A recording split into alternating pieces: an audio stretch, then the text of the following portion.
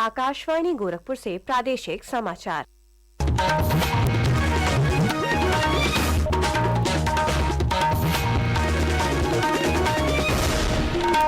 नमस्कार। समाचार बुलेटिन के साथ मैं वैष्णवी त्रिपाठी। पहले मुख्य समाचार।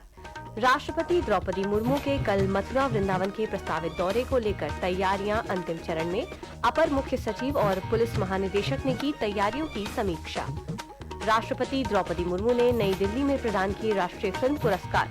मोहनलाल को मिला सिनेमा जगत का सर्वोच्च सम्मान दादा साहब फाल्के पुरस्कार। प्रधानमंत्री नरेंद्र मोदी कल नोएडा में करेंगे यूपी इंटरनेशनल ट्रेड शो का उद्घाटन। एसपीजी और एयरफोर्स ने आयोजन स्थल पर की हेलीकॉप्टर लैंडिंग की मॉक ड्रिल। केंद्रीय कृषि मंत्री शिवराज सिंह चौहान ने खरीफ 2025-26 के लिए प्रदेश में उड़द और तूर की 100% खरीद को दी स्वीकृति। और शारदीय नवरात्र के तीसरे दिन मां दुर्गा के चंद्र घंटा स्वरूप की हो रही पूजा अर्चना। और अब समाचार विस्तार से।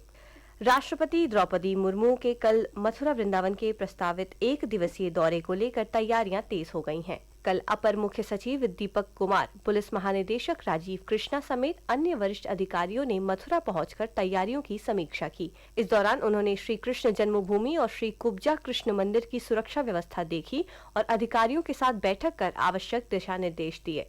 पुलिस महानिदेशक ने बताया कि राष्ट्रपति के दौरे के मद्देनजर सुरक्षा के पुख्ता इंतजाम सुनिश्चित किए जा रहे हैं। राष्ट्रपति महोदया का यहाँ पर 25 तारीख को विजिट है और उसी सिलसिले में जो सुरक्षा व्यवस्था है उसको जायजा लेने के लिए चीफ सेक्रेटरी साहब और मैं यहाँ पर आए हुए हैं और सभी स्थानों पर जहाँ यहाँ पर मानहानि का विजिट है उसका निरीक्षण और सुरक्षा व्यवस्था देते हैं। जो मानक है उनके हिसाब से सुरक्षा व्यवस्था की जा रही है और पूर्ण सुरक्षित तरीके से आपको खिदमत कराएंगे। राष्ट्रपति वृंदावन में श्री बांके बिहारी मंदिर, निधिवन और मथुरा में श्री कृष्ण जन्मभूमि के अलावा अंतापाड़ा स्थित कुब्जा श्री कृष्ण मंदिर में दर्शन करने पहुंचेंगी। राष्ट्रपति द्रौपदी मुर्मू ने कल नई दिल्ली में वर्ष 2023 के 71वें राष्ट्रीय फिल्म पुरस्कार प्रदान किए। एक रिपोर्ट। महान अभिनेता, निर्देशक और निर्माता मोहनलाल को सिनेमा क्षेत्र का सर्वोच्च सम्मान दादा साहब फाल्के पुरस्कार से सम्मानित किया गया। सर्वश्रेष्ठ फीचर फिल्म का पुरस्कार हिंदी फिल्म 12th फेल को, सर्वश्रेष्ठ हिंदी फीचर फिल्म का पुरस्कार कटहल ए जैक फ्रूट मिस्ट्री को तथा रॉकी और रानी की प्रेम कहानी को सर्वश्रेष्ठ लोकप्रिय फिल्म का पुरस्कार प्रदान किया गया। सर्वश्रेष्ठ अभिनेता का पुरस्कार संयुक्त रूप से शाहरुख खान को फिल्म जवान के लिए और विक्रांत मैसी को 12th फेल के लिए दिया गया। सर्वश्रेष्ठ अभिनेत्री का पुरस्कार रानी मुखर्जी को Mrs Chatterjee versus Norway film के लिए दिया गया। शिल्पा राव को जवान के लिए सर्वश्रेष्ठ महिला पार्श्व गायिका और PVNS रोहित को तेलुगु फिल्म बेबी के लिए सर्वश्रेष्ठ पार्श्व गायक का पुरस्कार मिला है। समाचार कक्ष से शशांक कुमार। ग्रेटर नोएडा में 25 से 29 सितंबर तक आयोजित यूपी इंटरनेशनल ट्रेड शो के तृतीय संस्करण को लेकर तैयारियां चल रही हैं। इस ट्रेड शो का शुभारंभ प्रधानमंत्री नरेंद्र मोदी के हाथों होना प्रस्तावित है। प्रधानमंत्री के आगमन के मद्देनजर कल एसपीजी और एयरफोर्स ने मिलकर मॉक ड्रिल की, जिसमें एयरफोर्स के हेलीकॉप्टरों ने एक्सपो मार्ट में लैंडिंग की। मुख्यमंत्री योगी आदित्यनाथ ने कल लखनऊ में भाजपा द्वारा आत्मनिर्भर भारत स्वदेशी संकल्प विषय पर आयोजित कार्यशाला को संबोधित किया। इस अवसर पर मुख्यमंत्री ने सभी से स्वदेशी अपनाने का आह्वान करते हुए कहा कि स्वदेशी सिर्फ एक नारा नहीं बल्कि विकसित भारत के सपने को साकार करने का माध्यम है।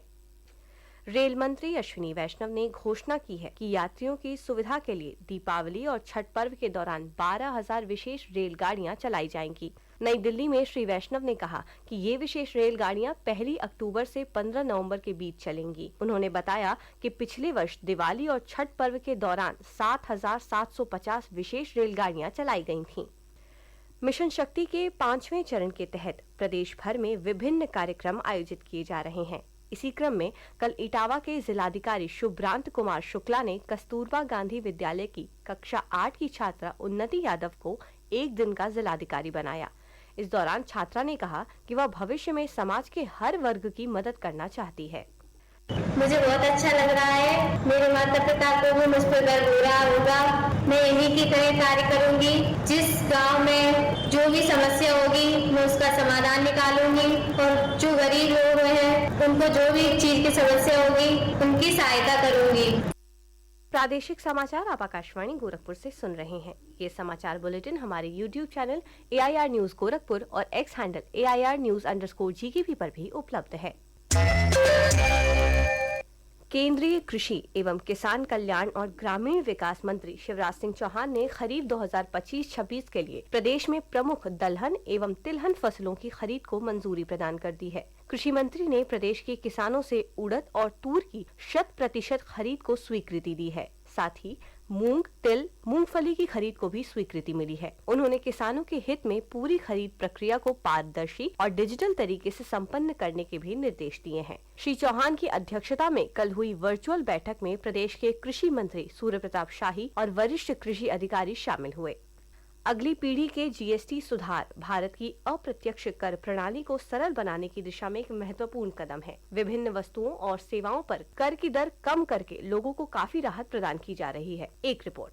आम आदमी को राहत देने के लिए एयर कंडीशनर, डिश वॉशर और टीवी जैसे घरेलू इलेक्ट्रॉनिक सामानों पर कर की दर को 28% से घटाकर 18% कर दिया गया है। त्योहार के सीजन से पहले यह कदम घरेलू बाजार में मांग को बढ़ावा और उत्पादन क्षमता को और मजबूत करने वाला है। आकाशवाणी समाचार से बात करते हुए दिल्ली की निवासी वर्णिता ने सरकार के इस फैसले का स्वागत करते हुए कहा कि इस कदम से मध्यम वर्ग और निम्न वर्ग के परिवारों के लिए सामान खरीदना अब और अधिक किफायती हो जाएगा। नए जीएसटी सुधारों के तहत यह युक्तिकरण परिवारों पर वित्तीय बोझ कम करेगा और उपभोक्ताओं को भी मजबूत करेगा। रोहन के साथ दृष्टि पुनियानी, आकाशवाणी समाचार, दिल्ली।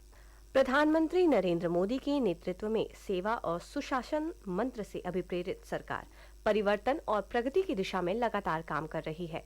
विशेष श्रृंखला सेवा पर्व में आज हम चर्चा कर रहे हैं कि मोदी सरकार ने किस तरह प्रधानमंत्री कौशल विकास योजना के माध्यम से भारत के युवाओं को सशक्त बनाया है। एक रिपोर्ट। 11 वर्ष पहले जब प्रधानमंत्री नरेंद्र मोदी ने देश के प्रधानमंत्री के रूप में शपथ ग्रहण की थी, तब उन्होंने देश के लाखों युवाओं के सशक्तिकरण का सपना देखा था। इस लक्ष्य को प्राप्त करने के लिए 15 जुलाई 2015 को प्रधानमंत्री कौशल विकास योजना की शुरुआत की गई थी। यह योजना अब 1 दशक लंबी यात्रा पूरी कर चुकी है। योजना के बारे में प्रधानमंत्री कहते हैं, लंबे समय तक सरकारों में स्किल डेवलपमेंट को लेकर ना वैसी गंभीरता थी और ना ही वैसी दूरदृष्टि थी। इसका बहुत बड़ा नुकसान हमारे नौजवानों को उठाना पड़ा। इंडस्ट्री में डिमांड होने के बावजूद, नौजवानों में टैलेंट होने के बावजूद स्किल डेवलपमेंट न होने से युवाओं के लिए नौकरी पाना अत्यंत कठिन हो गया था। ये हमारी सरकार है जिसने युवाओं में स्किल डेवलपमेंट की गंभीरता को समझा है। दीपेंद्र की रिपोर्ट के साथ समाचार कक्ष से आनंद पाठक।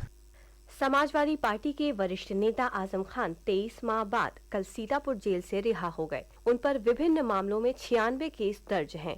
18 सितंबर को हाई कोर्ट से जमानत मिलने के बाद आजम खान की कल रिहाई हुई। भारत ए और ऑस्ट्रेलिया ए के बीच लखनऊ के अटल बिहारी वाजपेयी इकाना स्टेडियम में खेले जा रहे 4 दिवसीय टेस्ट मैच के पहले दिन ऑस्ट्रेलिया ने 9 विकेट पर 350 रन लिए हैं। इसमें कप्तान नेथन मैक्सवीनी ने 74 रन, जेक एडवर्ड्स ने 88 और सैम कोस्टास ने 49 रनों का योगदान दिया। दिन के अंत तक टूड मफी 29 रन और हेनरी टी 10 रन बनाकर क्रीज पर डटे हैं। भारत की तरफ से मानव सुधार ने सर्वाधिक 5 विकेट हासिल किए। शारदीय नवरात्रि के तीसरे दिन आज मां दुर्गा के चंद्रघंटा स्वरूप की पूजा अर्चना की जा रही है। प्रदेश भर के देवी मंदिरों में भोर से ही भक्तों की कतार लगी हुई है। गोरखपुर के गोरखनाथ मंदिर स्थित शक्तिपीठ, विंध्याचल स्थित मां विंध्यवासिनी मंदिर, बलरामपुर स्थित देवी पाटन सहित सभी शक्तिपीठ और प्राचीन मंदिरों में देश विदेश से श्रद्धालु पूजा अर्चना के लिए पहुँच रहे हैं। और अब अंत में मुख्य समाचार एक बार फिर। राष्ट्रपति द्रौपदी मुर्मू के कल मथुरा वृंदावन के प्रस्तावित दौरे को लेकर तैयारियां अंतिम चरण में। अपर मुख्य सचिव और पुलिस महानिदेशक ने की तैयारियों की समीक्षा। राष्ट्रपति द्रौपदी मुर्मू ने नई दिल्ली में प्रदान किए राष्ट्रीय फिल्म पुरस्कार। मोहनलाल को मिला सिनेमा जगत का सर्वोच्च सम्मान दादा साहब फाल्के पुरस्कार। प्रधानमंत्री नरेंद्र मोदी कल नोएडा में करेंगे यूपी इंटरनेशनल ट्रेड शो का उद्घाटन। एसपीजी और एयरफोर्स ने आयोजन स्थल पर की हेलीकॉप्टर लैंडिंग की मॉक ड्रिल।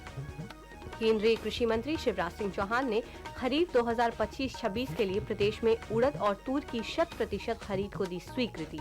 और शारदीय नवरात्र के तीसरे दिन मां दुर्गा के चंद्रघंटा स्वरूप की हो रही पूजा अर्चना। इसी के साथ प्रादेशिक समाचारों का ये बुलेटिन समाप्त हुआ। अगला समाचार सुबह 8 बजे प्रसारित होगा। नमस्कार।